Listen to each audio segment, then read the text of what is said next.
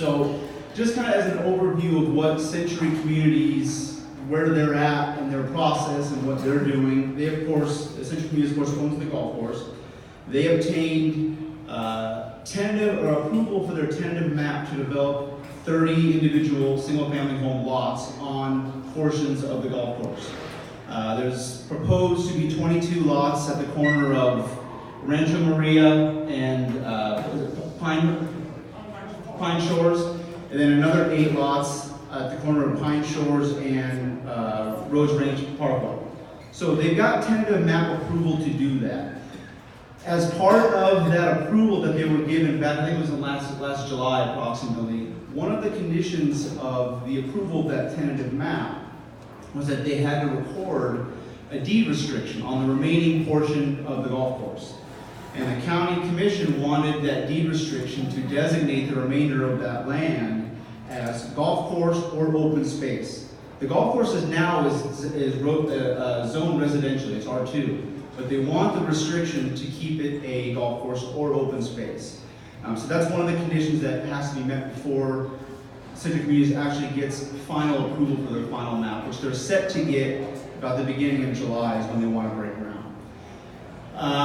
One of the issues that were raised at the commission hearing and the issues that we've sort of been dealing with Century Communities has to do with basically their access rights to get into the community to construct those 30 lots.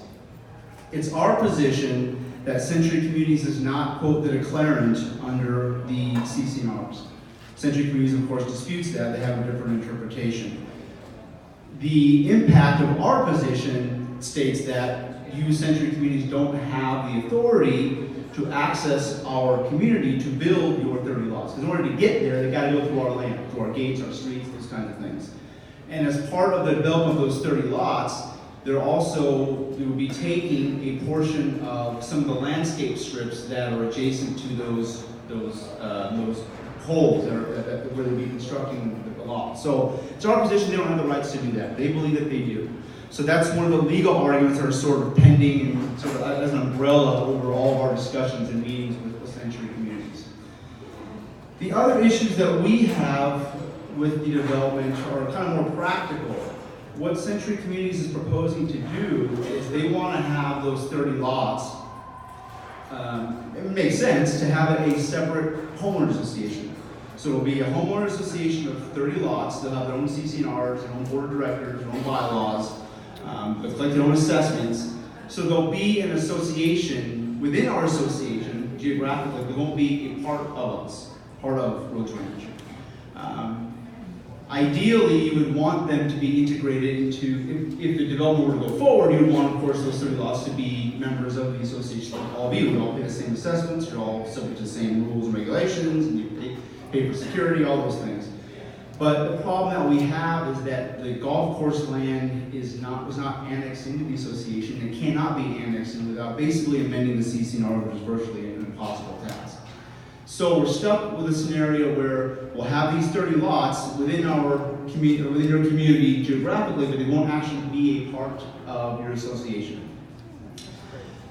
What that requires then is us to work with Century Communities in developing some kind of agreement where those owners at least pay for, contribute to the things that they will have to use, such as the guard shack, the streets.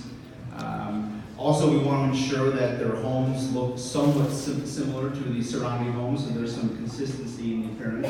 All that, of course, has to be worked out in the documents that we would otherwise draft, like a shared maintenance agreement between Rhodes Ranch and this new association. Other provisions that would have to go into their CC&Rs that are recorded against their property. So it's messy, put it that way. It can be done, but it's messy. It's a little complex. But those are some of the concerns that the board is grappling with. Currently, Century Communities is also selling the remainder of the golf course. And the last update I had from Century Communities was that